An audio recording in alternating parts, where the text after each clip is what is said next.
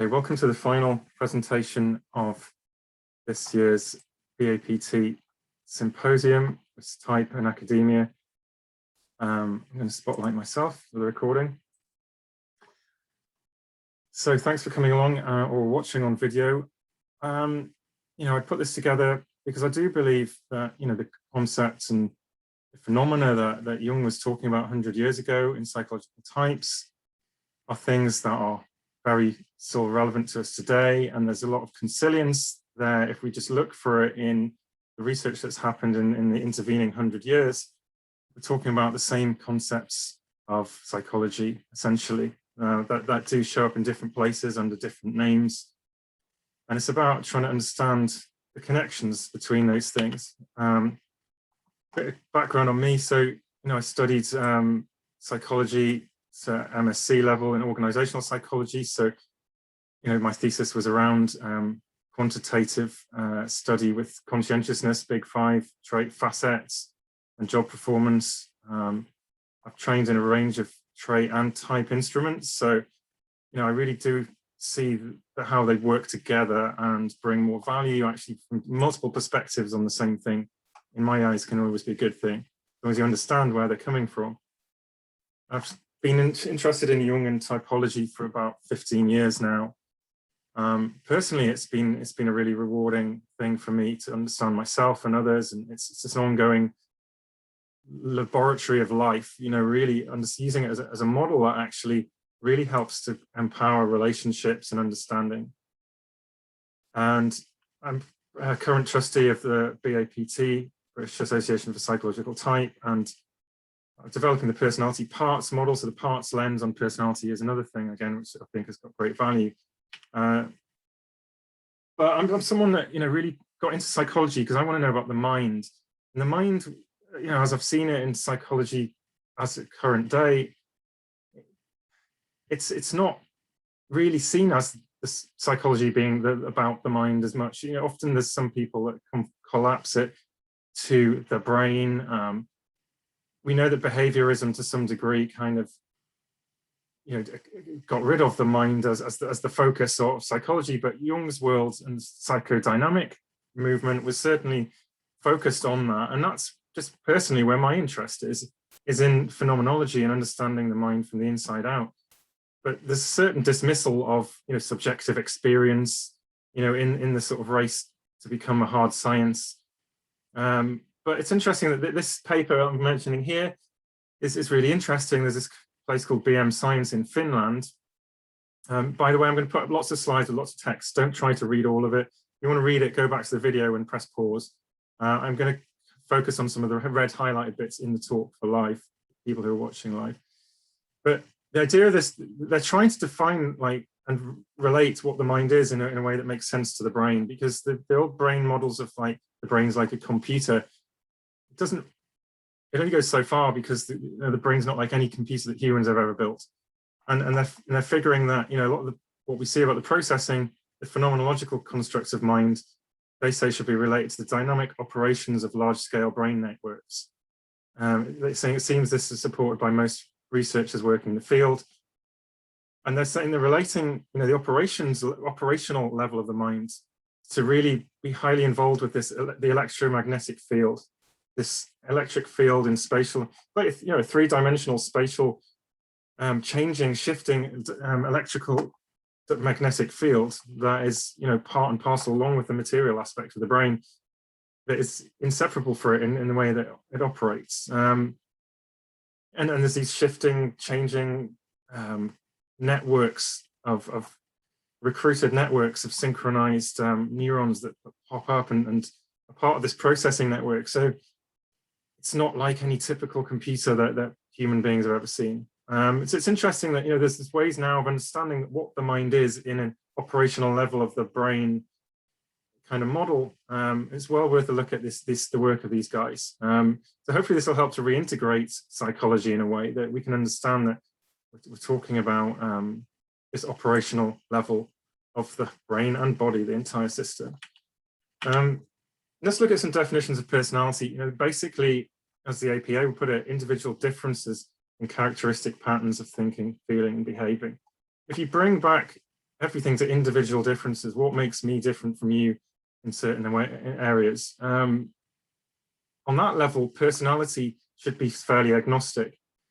And if you take it back to that, you can see that type and trait kind of have different ways of looking at those differences. You know, I see the big five and trait psychology as individual differences seen as quantified, abstracted, descriptive qualities. They've taken words that describe people and abstracted out the commonalities and quantified them. And that's how the people differ. That's the individual differences. We know that Jung's typology was based in his psychodynamic system, individual differences as an intrinsic priority of domains of psychological processing and the functions that we talk about within a compensating conscious-unconscious system. It's a completely different way of looking at differences. But as we'll see that there's actually, you know, similarity when you look at other definitions. But Allport, you know, he's a really big part of the development of trait psychology, Gordon Allport, and he's saying, he defines personality as the dynamic organization within the individual of those psychological systems that determine his characteristic behavior and thought. He's talking more similarly to Jung there, really, isn't he? If you think about it, he's talking about psychological systems and dynamic organization. There's someone who's one of the fathers of trait psychology, and his definition of personality is actually more like Jung. There's another great psychologist, Jack Block, as well, in terms of personality. I think Carol Shoemate mentioned his paper here. He makes a really good critique of some of the basis of the trait psychology movement, and he's talking about the Brambley problem of typology.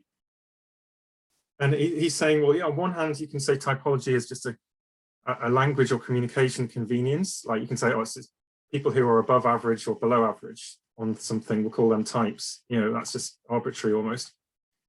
Or does it represent genuine divergences in psychological organization? And I love that phrase. Psychological organization is really what we're looking at.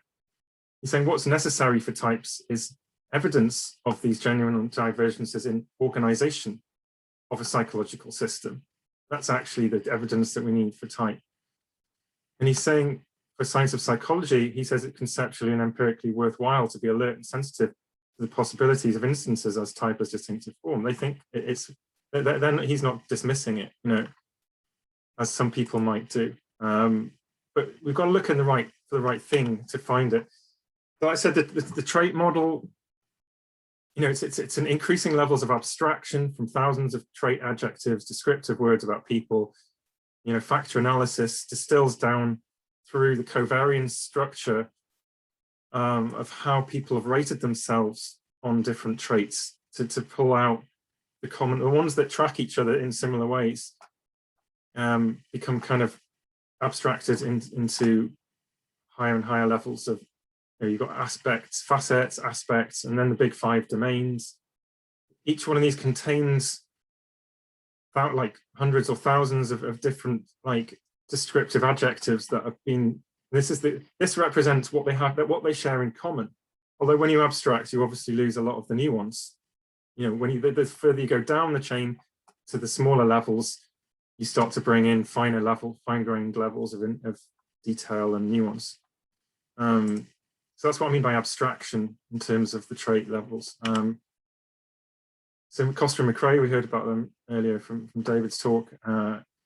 They call them endogenous, you know, coming from sort of within, almost basic tendencies that give rise to consistent patterns of thoughts and feeling and actions. They're describing traits as like almost like causal entities, things that give rise to something.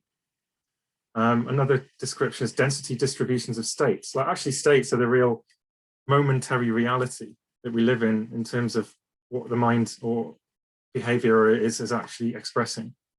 And they're saying, you know, personality, it's a function over time of the similar states that arise. This density distribution, like if you think like over time, that's a portion of time, like what's the density of which that same state pops up over that period?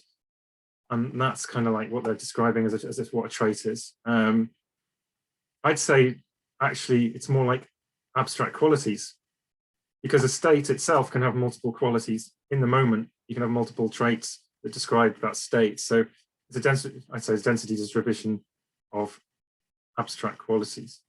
Again, de Jung in 2015, he's saying, well, traits are probabilistic. He's saying they're statistical entities, essentially, of relatively stable patterns of emotion, motivation, cognition, and behavior. There's quite a lot involved in it that it covers. But he's saying there's a secondary meaning, and I think this is what we saw in Costa and McRae, that a personality trait describes the typical functional level of underlying psychological processes responsible for generating the states. So he's going even further, saying, look, there's an implied point, and Allport makes that more explicitly, that traits are kind of the end result of actually what's happening at the mental process level. But there's no actual model of that mental process system that I can find in mainstream trait psychology. It's almost black box. That's the thing that there's there, and let's not worry about that. Let's just look at actually what's expressed at the end of it, which is quite odd, really. And that's what differs, is that Jung was actually going back to look at that mental process level, the dynamics. There's even this research as well that's saying, remember what Costa and McRae, they were saying that traits are these things which are like, that cause the behavior, essentially. But this study went into it and said, well, they think, they're looking at genetic and environmental study into the realist interpretation that traits are things, entities that cause behavior. And they come out saying that there's evidence against the realist interpretation, i.e., traits are essentially descriptive, statistical, probabilistic, as Jung was saying, descriptions, but not the causal entity. The causal entity is essentially the dynamics of the mental process system, which we don't really have a model for in the mainstream model, but yet Jung was talking about. This is a kind of, again, taken from de Jung, but slightly adapted. If you look at this, we've got epigenetics, we've got the genes and the environment, expressing our biology. We've got the kind of the mind and brain system as part of that, but there's a two-way thing, because our mind can affect our body can affect the mind.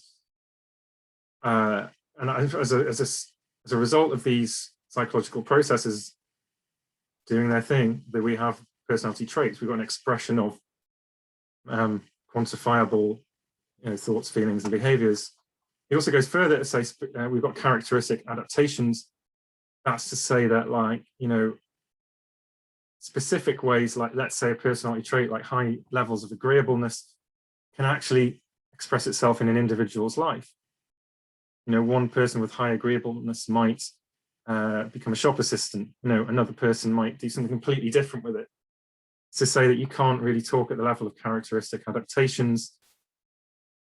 And that's one of the things where we've made mistakes in typology, is talking at that level, like making far too specific kind of almost predictions about how people will behave.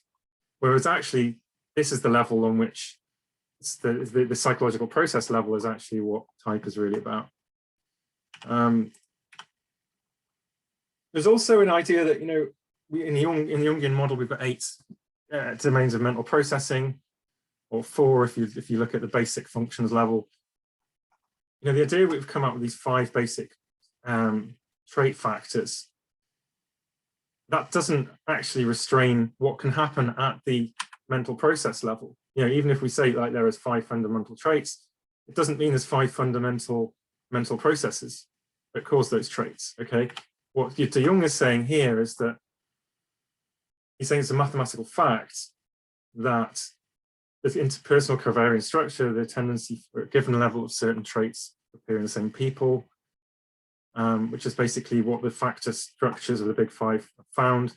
He says it places no constraints on basically what happens in the moment, like what actually happens in states. That's what I just said before, that in a state, you don't have individual states for each of the big 5 traits. You don't only have extroverted moments, you can have moments that are extroverted and open and agreeable, and you have multiple traits in a state.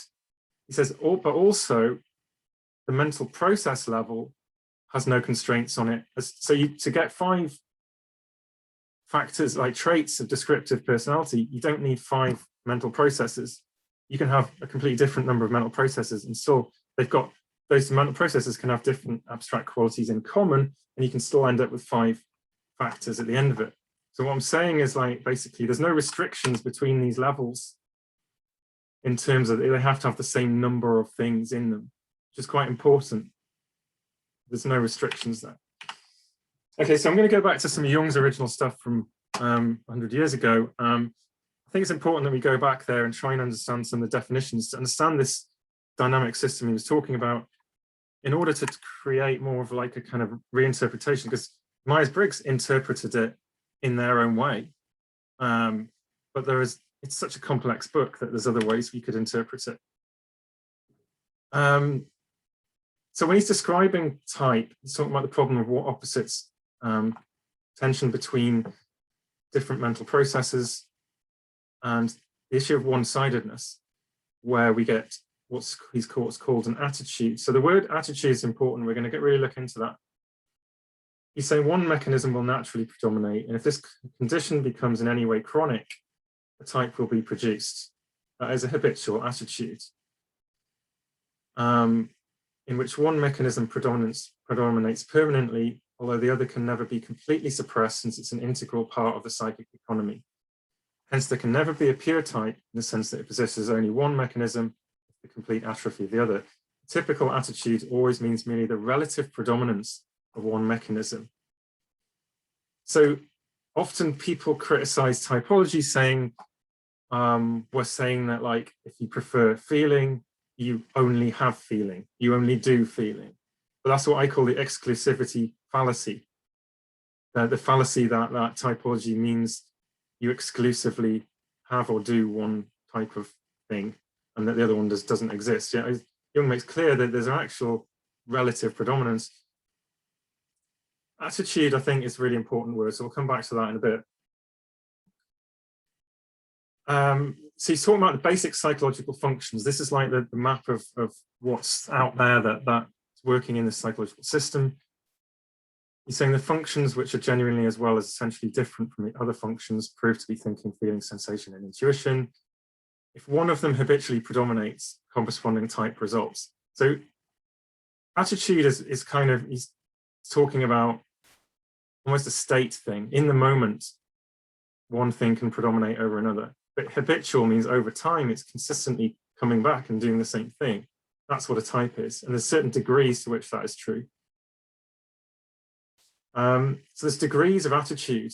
He talks about, it's not just one or the other. And there's nothing wrong. I think there's nothing wrong with the way MBTI approaches it. It's just, you've got to understand that within category A or B, they're including people who can be quite extremely polarized towards something, and someone who might be only a little bit. But it's just including everyone who has any kind of one-sidedness in one direction, in one category. So Jung's he's saying degrees of attitude. He uses these words in his descriptions of the types. There's normal types, abnormal, extreme, pathological types. There's different levels, different degrees of type, different amounts of habituality of this one-sidedness.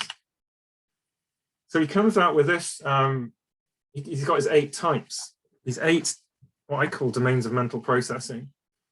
And he comes at that saying, well, there's these 2 mechanisms, extroversion, introversion. He's saying they can express these 4 basic functions of sensing, intuition, thinking, feeling, to get these 8. But then later on, I think I can see a shift, and the way I now interpret it is that these are fundamental phenomenological areas of mental life, these 8 processes. And that he just noticed these, what I think are abstracted qualities that they share in common, which he saw as the basic functions in extroversion, introversion. But actually, these are independent, they just share certain things in common. There's a reversal of what Jung was saying, that you've got these basic functions and they kind of combine and you get the 8. I'm saying these are 8 fundamental areas of mental life, and that the basic functions in extroversion, introversion are abstracted properties of them. I think Jung realized that as he got older, by 1936, he's saying, like, in practice, these four types are always combined with the attitude type, that is introversion or extroversion, so that the functions appear in an extrovert or introvert variation. It produces a set of 8 demonstrable function types. He knew there was something fundamental about the 8 areas of processing. So that's the level I'm going to focus on.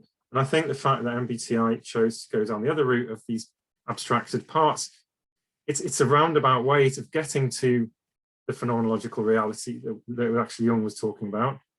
But I think it kind of confuses things in the process. I don't think it was the best approach. And going back to reinterpret Jung from the ground up. So again, there's more evidence you can show for the fact that he saw introversion, extroversion as abstractions. No individual simply introvert or extrovert. He is so in one of his functions. They're always tied together. The attitudes can never be just demonstrated per se. They only appear as peculiarity of the dominating conscious function. He's saying there's no introverts and extroverts pure and simple, only introvert and extrovert function types. He's saying it very clearly. There's only a couple of years after he published the first version of Psychological Types. He did change his opinion over time.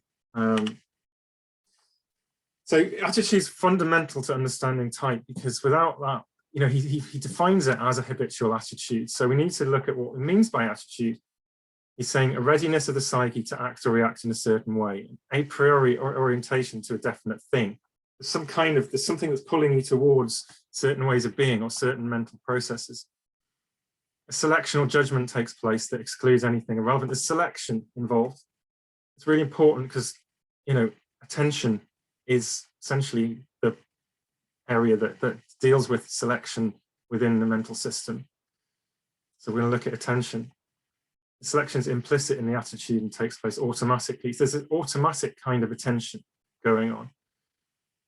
And the presence of two attitudes is extremely frequent, one conscious and the other unconscious. This is really important to this dynamic system, that there's a compensation going on, that when you have the, one area of mental processing, as he called it, like orientates your conscious mind, the other area goes to become unconscious, that it creates a polarity. Attitude signifies expectation. Expectation always operates selectively and with a sense of direction. It's automatic phenomenon. It's the essential cause of one-sidedness, conscious orientation. It says attitude in the sense of ordinary attention. So he mentions attention can be relatively unimportant subsidiary phenomenon. So he's saying again, like your type attitude can be, it might not influence your life that much, but it can also be a general principle governing the whole psyche. It may be a massive issue for you if you're like an extreme type or pathological type, as he calls it as well. And he saw many examples of those people in his work as a clinician. He says the whole psychology of an individual, even its most fundamental features, is orientated in accordance with his habitual attitude. There's the orientation around of the psyche, or the mind as a whole, around the principles of one area of mental processing. And that's kind of, to me, that's the kind of core of part of the phenomenon we're looking at.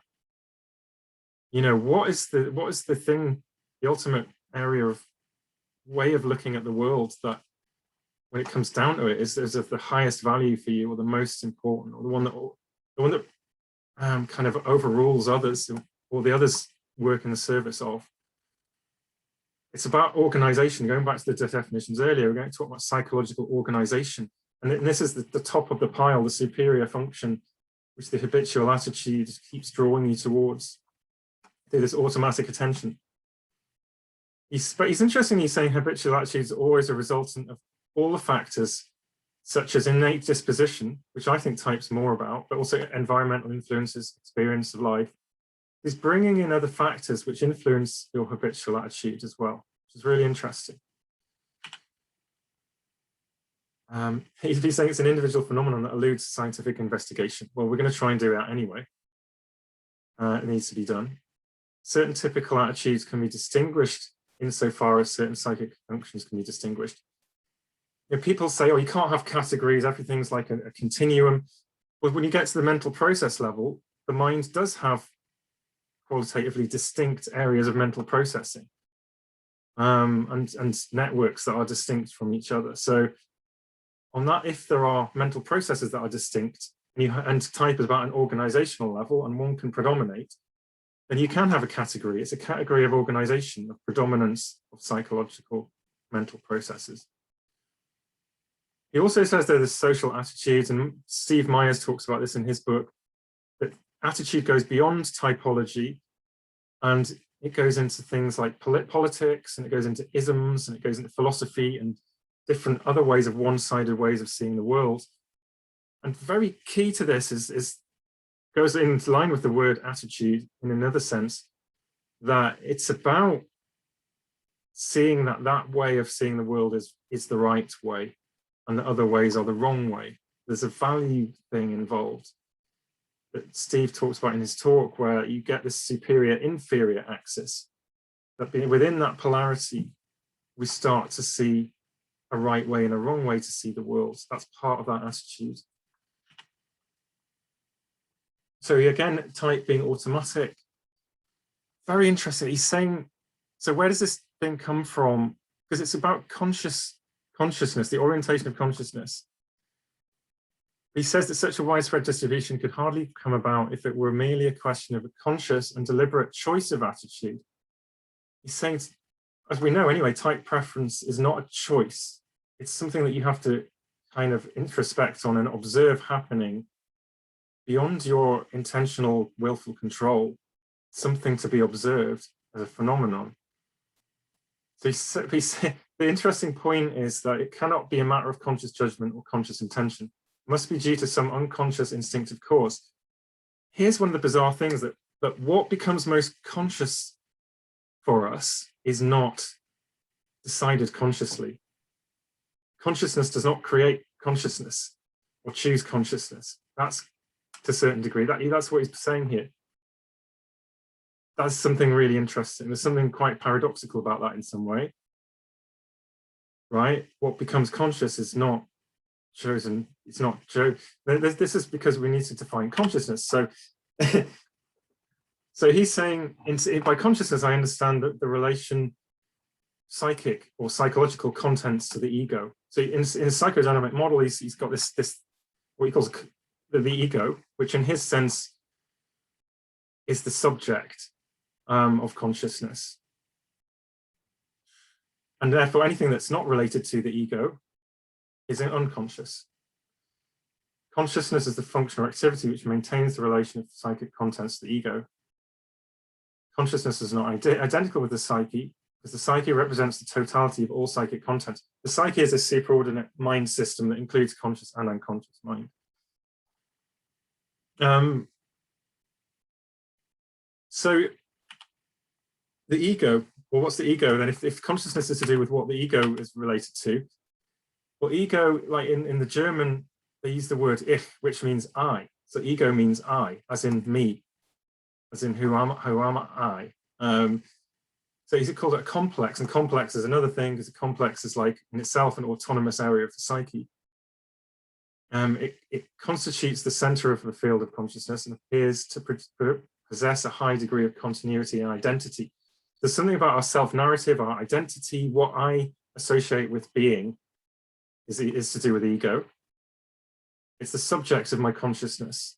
He says, well, the self is the subject of my total psyche. So there's an identity issue, like around, that's what ego is partly to do with, and therefore habitual attitude and type to do with identity of what I see as me. He's saying the unconscious, on the other hand, it's not a philosophical concept of metaphysical nature. He's not saying that the unconscious is some like actual thing out there that you can like do stuff with and get your hands on. It's like, you know, it's a philosophical concept. He's essentially saying it's whatever is not conscious is unconscious. And he defines the personal unconscious is all the acquisitions of personal life, everything forgotten, repressed, subliminally perceived, thought or felt. That's more in line with the sort of Jungian perspective. So the Freudian perspective as well, which is Freud's unconscious. But he's saying there's also other contents that don't originate in personal acquisitions, but in the inherited possibility of psychic functioning in general, i.e. the inherited structure of the brain. I call these the collective unconscious. There's nothing weird about the collective unconscious. It's just the fact that we have a kind of psychological architecture, which we'll go into in a bit, that is shared between people and is kind of universal, is collectively unconscious. He's saying that as part of the structure. He's also saying that there's a constant influx of the unconscious contents into the conscious psychological process to such a degree, at times it's hard for the observer to decide which character traits belong to the conscious and which to the unconscious. So saying the unconscious very much is part of our life. It impacts on what we express, on our behavior. It's not just something that's hidden and repressed. It's constantly breaking out and influxing into our everyday lives, which is important to realize as well. So what we get from all this is that there's an aspect of ego that is to do with our identity. I'll also say there's an idea to do with the consciousness and therefore the ego that's to do with intention and will and control and action as a subject that acts on the world as well. But yeah, cognitive architecture. So going back to modern so that's some of his architecture of the psychodynamic model of the mind.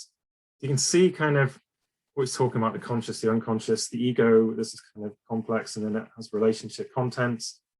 Then you've got these functions, the mental processes, which can be more or less related to that ego center of identity and also intention and control. And the unconscious, which to some degree is autonomous and has its own way of kind of expressing and causing things to happen as well, but it's less part of identity of who we are, and is not within our intentional control. So that's kind of an architecture of psychodynamic architecture. And now we've got like the cognitive revolution sort of came in to bring in, a lot of more like 50s, 60s and onwards. It's when we went back to then looking at sort of almost like a systems model of the mind, but from a very different perspective. It wasn't psychodynamic anymore. It was much more almost mechanical, almost like computer-like. The computer metaphor was really at the root. Looking at information processing systems. That's kind of what we're looking at there. But it's interesting. We need to look at architecture because that's what Jung was doing. So there's this guy, I was trying to look for people that have done research around kind of unified architectures of the mind from a cognitive perspective, because that's what Jung was doing. He's looking at the bigger picture, he's looking at the whole system and trying to define it and say how everything worked together. Whereas a lot of modern research, it just goes more and more into finer, reducing into detail, and doesn't look at the big system overall. But this guy did, he was trying to come up with a unified theory of cognition. 1987, did these William James lectures.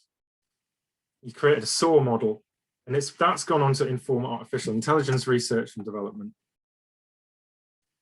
So in this he says, what do I mean by unified theory of cognition?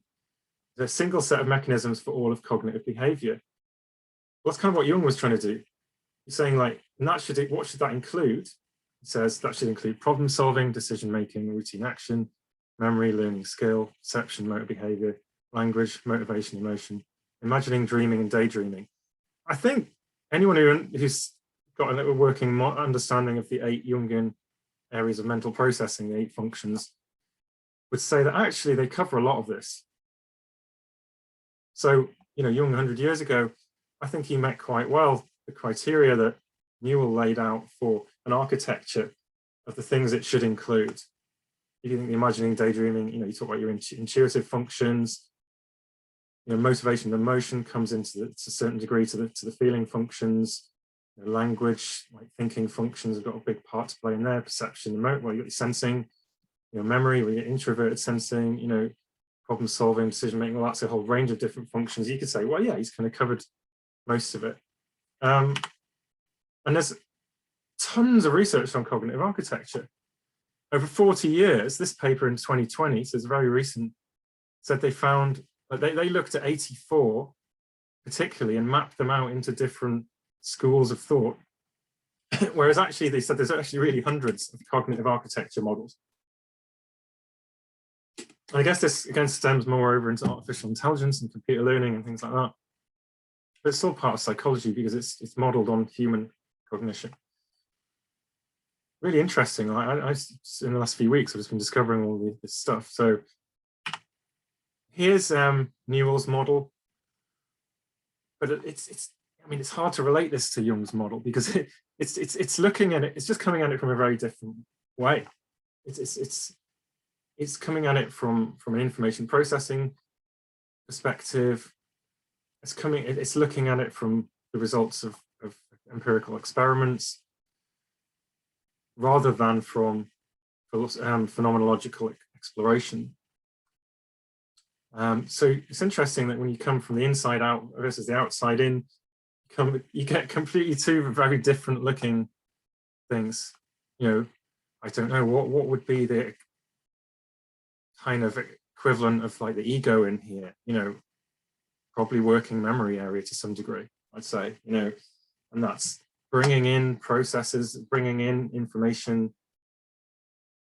You know, you've got perception feeding into the system, you've got outputs to behavior.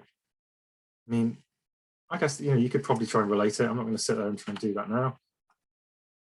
But then there's another model of those hundreds called the common model of cognition. And this is quite a recent development. It's been shown to be quite reliable.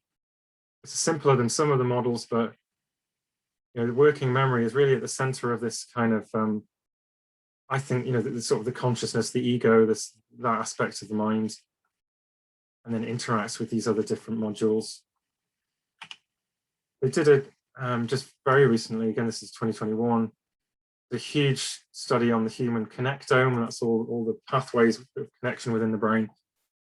And they're saying that this common model vastly outperforms all the other architectures. There's something quite interesting about that, and it'd be interesting to go into a more a deeper sort of comparison between that and the psychodynamic model, which again I'm not going to do right now. But I think what we need to look at is the post-Jungian process architecture, because what this doesn't go into is the equivalent of what Jung talked about, those domains of mental processing, and to some degree the things which Newell said should be involved, you know, things like imagining, daydreaming, motivation, emotion. I don't really see them in this. So it's a model that, I guess it's a framework for some basic interactions within the mind, but it's missing out the kind of process content, the different areas that Jung covered and that Newell was talking about. But then Jung talked about them, he covered them, and there's not just Jung, but we've got 100 years of authors writing about these processes now. I've got a bookshelf full of people writing about the 8 functions, the 8 processes. I call them 8 domains of mental processing, or 8 modes of mental processing. But Jung described them in these complementary systems, whereby one, you know, there may be one of these systems whereby there's a habitual attitude develops, a split by, there's an automatic type of attention pulling us more towards one of these realities, and the other one in compensation becomes more unconscious or less conscious. So we've got these domains of perceiving and judging. Now this is my model of how I've related these to perhaps areas of more modern psychology terms that would make more sense if people try to understand what do these domains include, what sort of domains of mental processing are we talking about. So I've used terms that try and explain it more in that sense. So what Jung, like experientially, phenomenologically, would call introverted sensing, you know, when you talk to somebody who's an introverted sensing type, whose consciousness is oriented, keeps getting drawn back to the introverted sensing function, what are they doing? They're constantly going back to their explicit memory. They're constantly remembering things that they have experienced, re-experiencing them, reordering them, comparing things back to what they know. That becomes like a kind of an anchor for them. And consequently, this other side, the imagining, the implicit perception, as I called it, that becomes less conscious. They're just not as aware of that. It's not It's not part of who they are. And it's not as accessible to them. They can't intentionally just switch that on and off when they want to. There's this other dimension, this other, what's kind of complementary system, introverted intuition. Now, I did a talk back in 2017 for BAPT, going through why I related this to implicit memory. There's a sense of unifying, going into your implicit understanding of how the world is and pulling out kind of holistic synthesized view of this is how things are. It snaps into place. People experience that as a kind of an in the moment, like light bulb moment of knowing. But then that's, Jung was saying that's balanced out with this in the moment sensory perception, just being in the moment in our bodies and observing and engaging with that basic, the most straightforward experience that there is. Semantic logic, and on this side, pro-sociability. Now, what Jung wasn't saying is that people only have semantic logic, and in this case, then they don't have pro-sociability. He's saying it's certainly there, and it's working away, but it's unconscious. It's like they're just not aware of it at work. It can influx into their lives and influence their behavior without them really being aware or admitting to it a lot of the time.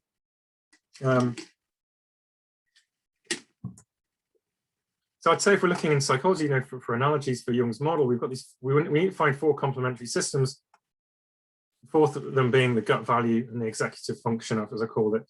Executive, extrovert thinking, the planning, causal action and reaction, and making things happen intentionally. This is versus this sense of gut value and resonating with a valued sense of how things are at an embodied level.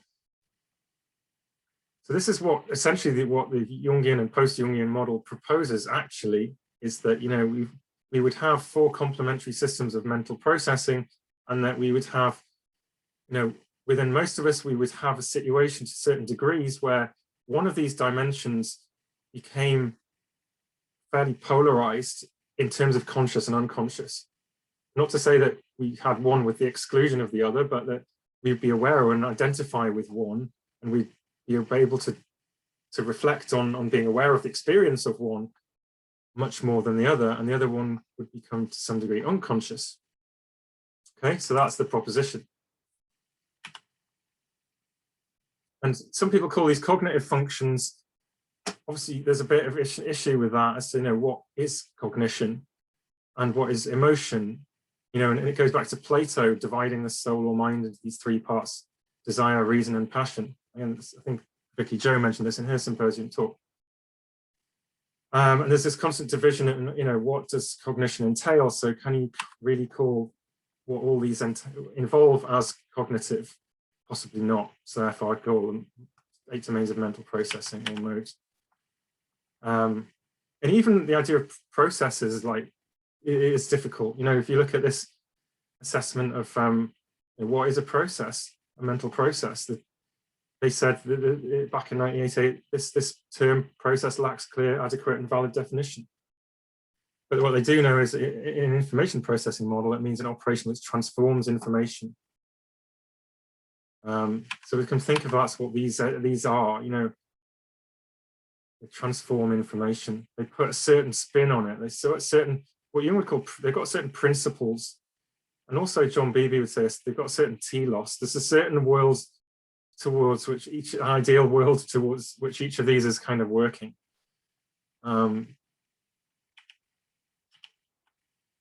So this is where I start to come into some evidence of perhaps how we might recognize these things. So there's this research into what they call the remembering imagining system. So note here I've got remembering and imagining, as really, from my understanding, associated with these Jungian functions. So there's research into the remembering imagining system, quite recent. He's saying here, remembering the recent past and imagining the near future take place in what we term the remembering imagining system. It seems that both memories and episodic simulations of the future are mediated in large part by the same neural networks. You know, this is part of a complementary system.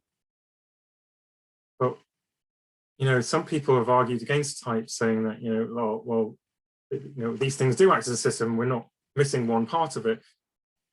But yes, but you can be consciously aware of one part of it and not of the other. And that's the difference. That's the actual proposition. And the only way you can really know if someone's consciously aware of something is to ask them. And that's a subjective view. And people who do hardcore objective science don't like that. There's a devaluing of subjective information. So there's a problem with studying something that's based on orientation of consciousness, if you really want to be hardcore about it. They're saying it's virtually impossible to tell reliably if a particular memory is true or false without independent corroboration. There's a two-way thing, that there's a certain constructiveness to memory, you know. So that they work together. An extended form of consciousness they're talking about them consists of memories of the recent past and images of expectations of the near future. I can't remember the exact time scale, but they're certainly talking about days, if not weeks, as recent. Anyway, so there's some research there to look into. So the next system, perceiving, implying. You know, how might this work as a kind of a complementary system? Well, it's interesting that, like, what we call introverted intuition is mysterious and strangely lacking from the world. As someone whose mind is, like, by my type, is kind of orientated around that process of convergent implicit insights. I find that that's something that's really not understood and referenced in the world very much. So it's not surprising that it might come up here in the DSM manual as part of, like, what you call schizotypal personality disorder. So that they're seeing, you know, the overdone, the negative, the overblown side of, I think, what introverted intuition is. So, you know, this is what happens when it goes wrong. It's got what they call ideas of reference, you know, basically unusual meanings for events. You know, reading into things, reading the implicit meaning into things in a way that is not appropriate. That's like kind of badly done, overzealous introverted intuition. You know, odd beliefs, magical thinking, you know, seeing relationships and meaning in the world that is, like, exaggerated. You're seeing what is implicit in a way that is not particularly. This is not introverted intuition as I know it. It's hopefully done in a nice balanced way. But they're casting negativity as they're only seeing the negative side of it. But it's interesting that is, as you know, as it goes down the spectrum, we're all on a bit on this spectrum, incidentally. You know, it's a normal spectrum that ends up in pathology with schizophrenia. And we know of, like, you know, the sort of hallucinations and things that might be associated with that extreme. But yet, you know, even on the schizotypal, you know, there's a sort of a certain degree of perceptual experiences. So what he's saying is that this implicit reading of meaning into things is part of a system that also relates to perception, like sensory perception, basically. They're interlinked. They're part of a system which affect each other. I think that's a good, you know, starting part for evidence that, you know, those two are also linked in a complementary system. So it's interesting. There's some correlations from Big Five research that, like, Jung goes into. So this next pair we're talking about is really looking at the executive function, which I think extroverted thinking, and gut value, which is the introverted feeling. So where might we see those play out as a kind of opposing pair? It's interesting. He's saying, when you actually look into the correlations of conscientiousness, and conscientiousness is really related to extroverted thinking. I think David Poole's mentioned that from the correlations. Neuroticism is linked to introverted feeling, again, through seeing, again, the negative side of it. It's again, another bias towards certain functions.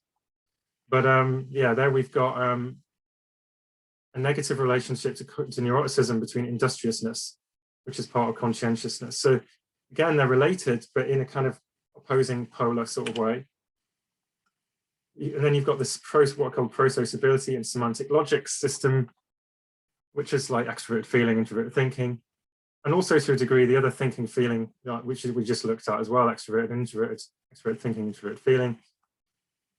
So this is a really interesting paper. It's looking at the systems of like how we make decisions, i.e. that's the judging functions. And it's looking at how we have affect and what they call intuition. The problem is modern psychology it conflates into intuition, their term of intuition, what Jung was at pains to distinguish into intuition and feeling. When you're looking at trying to map intuition to modern intuition in research, you have to understand that they've basically folded in what I, as into Jungian functions, could describe separately as 4 different areas of mental processing. They're all kind of automatic and somewhat unconsciously produced phenomena. They're getting all conflated into this term of intuition. But nevertheless, they're talking about moral intuitions, which again is to do with that sort of like value, and that can cross over into gut value and social value as well, like ethical and etiquette. But he's saying that that's always part of a system, that your feeling and thinking systems are always part of an interactive process of judgment. Now, Stein and Swan, who really criticized the MBTI, used this paper against type, but using this proposition I'm putting forward of like complementary systems and not the exclusivity fallacy that there's only one thing and the other one doesn't exist at all, that actually this is a good support for what we're saying, because we would expect them to be complementary systems, thinking and feeling. That's exactly what these papers talk about. But with type, we'd expect some tension in the principles between 2 systems, and for some people to be significantly more conscious of one system's output than the other, of, let's say, what they call intuition, i.e. the affect and moral intuitions, versus the rationalization, and to be able to access it more easily than the others. That's actually what we're saying here. And that's actually what we need to be researching. All of this links into the models of dual process models. That's like the system 1 and system 2. Daniel Kahneman talks about that a lot. So basically what they talk about intuition, that fits into their system 1 definition. And there's a lot of research around this. Essentially that they're not the things that you work through slowly, painstakingly, logically, step by step, in terms of like the sensing, thinking kind of detail level. System 1 is like the stuff that arises in the way that that intuitions and feelings do. They come to us, and we know them. We become aware of them, but we don't sit there and work them out. This is the model that they put forward in that paper about it. So they show how intuition, as they put it, and reasoning kind of interact together in a system. This is really cool research as well, like 2019, like this, this is research now about like head, heart, and gut systems. And actually, this idea that there's massive like neurological systems besides the brain, but the heart and the gut are actually, look at this, so a 3-factor model of head, heart, and gut aspects of embodied cognition and decision-making. They're saying the complex nervous network of the heart, it has been labeled by researchers in the new field of neurocardiology as a functional brain. They're saying the heart kind of counts as a brain in its own right, with the amount of neurons, and the nervous network that's got. The network of enteric neural tissue, this is the next one, this is the gut system. It's across the organs of the gastrointestinal tract, from oral cavity and esophagus to anus. In his groundbreaking work, in this area is described as enteric nervous system as the second brain. He's saying that's a brain in its own right. Not only we've got heart brain, but we've got an anus brain as well. It's what's more than that. It's a gut brain. We've got a gut brain and a heart brain and a brain brain. This research is saying we've got 3 brains. And they've got a multiple brain preference questionnaire. And it's interesting that they look at the head, heart, and gut decision-making styles. But like the heart style, again, it sounds like extroverted feeling. I'm quite warm-hearted, very compassionate, kind, empathic, loving. I like to deeply connect with people. But the introverted feeling side, the guts level, trust my gut reactions, making decisions, I'm self-motivated, get moving easily. There's a motivational aspect of what you believe in, what's important. Very strong sense of core of gut self. Again, more support for the idea that we do have these separate systems that, again, Jung and others have recognized as introverted and extroverted feeling potentially. Even in trait systems, like, so basically Luminous Spark took the big five and it took each independent unipolar dimension, and it saw that there's actually adaptive traits that you can separate out at either end and measure adaptively. And so they've measured out these different ends, and what you see is negative correlations. So we were talking about that opposition. This is just across the population. If you start to look at the proportion of people who are the actual types, the few people who are really skewed across these systems in terms of consciousness, you probably see much bigger effects, but these are much bigger we're not seeing the effect size, let's put it that way. I think it'll be really interesting to see an effect size to these, i.e. the slope of the curve. We know it's negative. We know that there's a negative relationship, that people who tend to be score highly in imaginative will then go the other way and tend to score low in evidence-based. So I'm sort of picking out a few that might well relate to these 4 complementary systems that we talked about, just to show that there's some kind of innate opposition between them.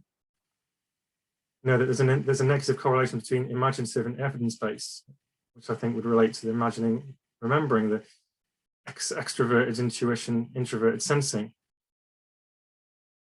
You know, we've got the introverted intuition, extroverted sensing, you know, conceptual versus practical,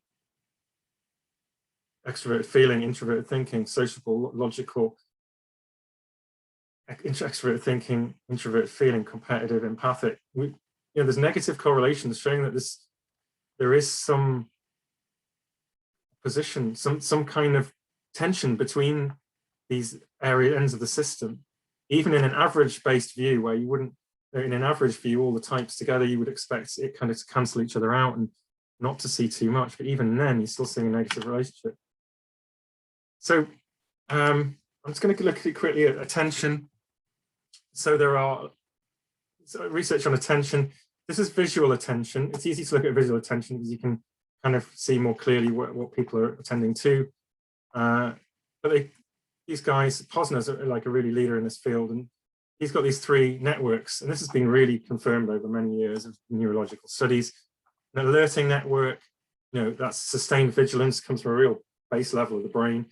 Orienting network, which has 2 aspects to it itself, the dorsal and ventral attention systems.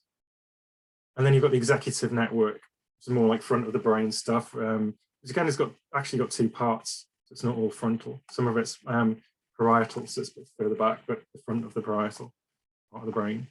So there's these 3 attention networks. You can see how slightly different properties to them. Oberauer is another key figure in this field. He's talking about working memory, but he's talking about, I'm aware I might go over slightly in this talk, but how I organised the symposium, so I'm going to take that liberty for a little while. The distinction of what pertains, what we attend to. So you can distinguish attention in different ways. You can say there's attention to our current perceived environment and stuff that's not currently there. And that's been described as by a guy called Chun as internal versus external attention. And I thought, is that kind of what we're looking at here, internal attention? Because we're actually looking at kind of attention that decides between which of these processes we actually use in the moment at a level which is unconscious to us, which is causing this attitude that Jung's talking about. He thinks it's a bit misleading, so I kind of stopped going down the internal attention route. But I think there's still something in it, that we're talking about a kind of attention that selects between modes of mental processing, so that in a moment where you could attend to it in lots of different ways, you might automatically attend to it in different ways. Like, say, the extroverted feeling type kind of automatically switches towards perceiving, or sorry, to looking at the social signals and the social value and the implicit relationships in that situation. Whereas another type might be attending to a completely different aspect of that situation. And there's something which switches between those different modes. It's some kind of attention which we may call internal, but it doesn't really fit with the definitions. Working memory is about, like I said, possibly relates to this sort of ego, this conscious mind sort of center.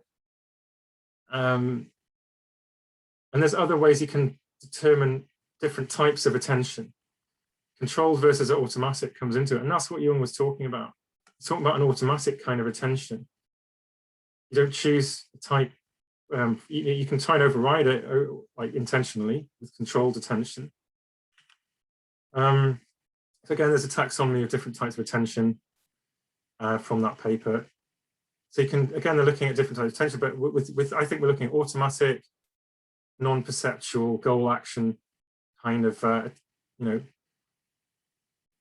they're talking about selecting between task sets. Well, I'm talking about selecting between modes of mental processing, qualitatively different views on the world. But yeah, maybe we haven't quite found the kind of attention that I'm looking for, but I think we're along the right tracks. So this is the sort of model I use, and we're coming to the end of the talk now, to where I've tried to put some of this into context. You know, what I'm saying is that within typology, the proposition is that we have the mind, you know, and as the people in Finland are showing us, you know, the mind is, you know, a legitimate thing that actually is the operational level of this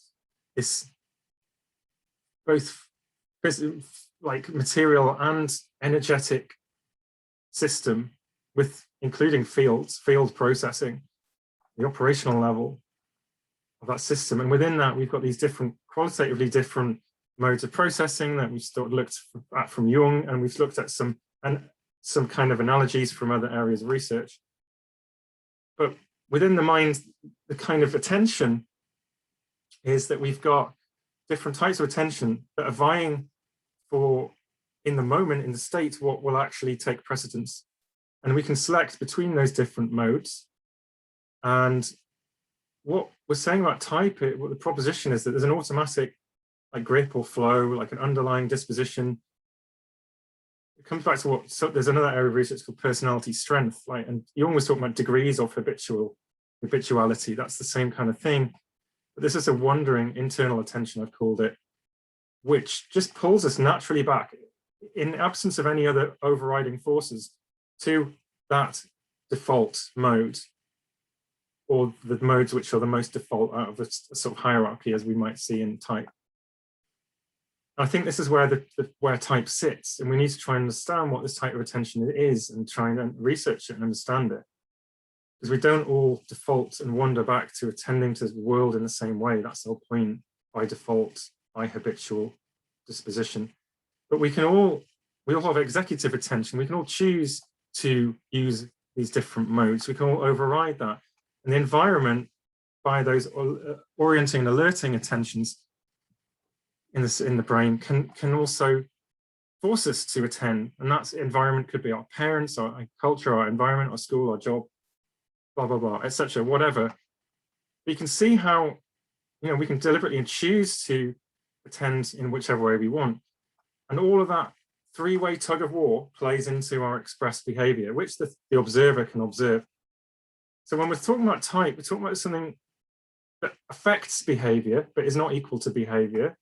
It could be overridden by the environment or the conscious mind to some degree, but yet we can explore, as Jung talked about, the tension that happens within the person when it does happen, and this, you over-adapt away from this wandering internal attention.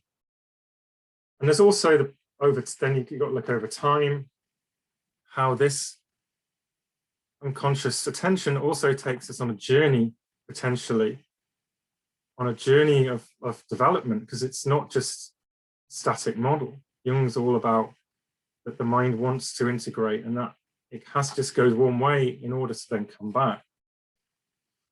So hopefully that's helped to form a model that can maybe start to ask some further questions that can be researched and tied in with those other areas of research that we just looked at. This is a simple metaphor which describes what I'm talking about, and hopefully as a human being you can relate to this experience of being like this guy, on a platform that's been built with a slight tilt in it. The slight tilt is this internal attention, this disposition towards certain ways of attending to the world, certain mental processing domains over others, and that there's a slight tilt. So if you think about attention or focus on what's happening or expression, the water is kind of that, you know, and so naturally the water, in absence of anything else, is going to be dripping off the table, and that's going to nurture life in the areas which it falls and help the metaphorical plants will grow in that area. But then we've also got our executive attention. That's like his willpower to, he might say, I don't want the water to drip that way. I'm going to push it that way. And he could have some success with that, and he could water the plants on the other side by pushing his attention deliberately over that side. But after, you know, and he could build up his muscles and become stronger at pushing with the brush.